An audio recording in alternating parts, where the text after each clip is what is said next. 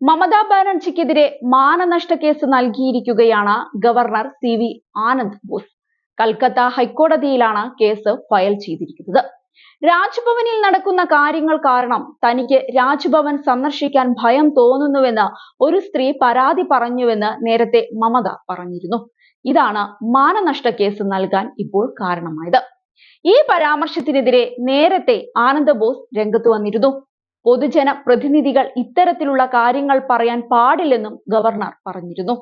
സംസ്ഥാന സെക്രട്ടേറിയറ്റ് യോഗത്തിലാണ് മമതാ ബാനർജി തന്നോട് സ്ത്രീ ഇത്തരത്തിൽ പരാതി പറഞ്ഞതായി വ്യക്തമാക്കുന്നത്.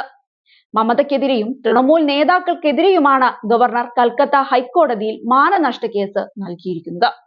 അതേസമയം മെയ് 2-ന് രാജ്ഭവനിലെ ജീവനക്കാരി ആനന്ദ് ബോസ് ലൈംഗികമായി പീഡിപ്പിച്ചുവെന്നാരോപിച്ച് രംഗത്തു വന്നിരുന്നു. തുടർന്ന് കൊൽക്കത്ത പോലീസ് ഇതിൽ അന്വേഷണം തുടങ്ങിയിരുന്നു. അതേസമയം ഈ വിഷയത്തിൽ പാർട്ടി നേതൃത്വവുമായി ആലോചിക്കാതെ ചർച്ച ചെയ്യാനാവില്ലെന്നാണ് തൃണമൂൽ കോൺഗ്രസ് രാജ്യസഭാ MP ഡോല സെൻ പ്രമുഖ മാധ്യമത്തോട് പറഞ്ഞത്.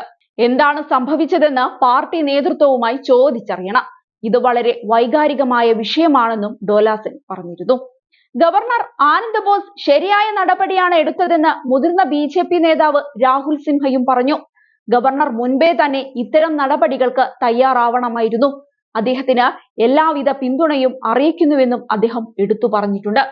ഗവർണർ ആനന്ദ് ബോസും മമതാ ബാനർജിയും തമ്മിലുള്ള സംഘർഷങ്ങൾ സംസ്ഥാനത്തെ സഹായിക്കില്ലെന്ന് മുതിർന്ന CPM നേതാവ് സുജൻ ചക്രവർത്തിയും പറഞ്ഞു. സംസ്ഥാനത്തെ പിന്നോട്ടു നയിക്കുന്നതാണ് ഈ പോര്. ഭരണഘടനാപരമായ ബാധ്യതകളാണ് ഇരുവരും മറന്നുപോയിരിക്കുന്നത്. പശ്ചിമ ബംഗാളിന്റെ പ്രതിച്ഛായയ്ക്കാണ് മമതയുടെയും ഗവർണറുടെയും പോര് മങ്ങലേൽപ്പിച്ചിരിക്കുന്നതെന്നും അദ്ദേഹം എടുത്തു പറഞ്ഞിരുന്നു.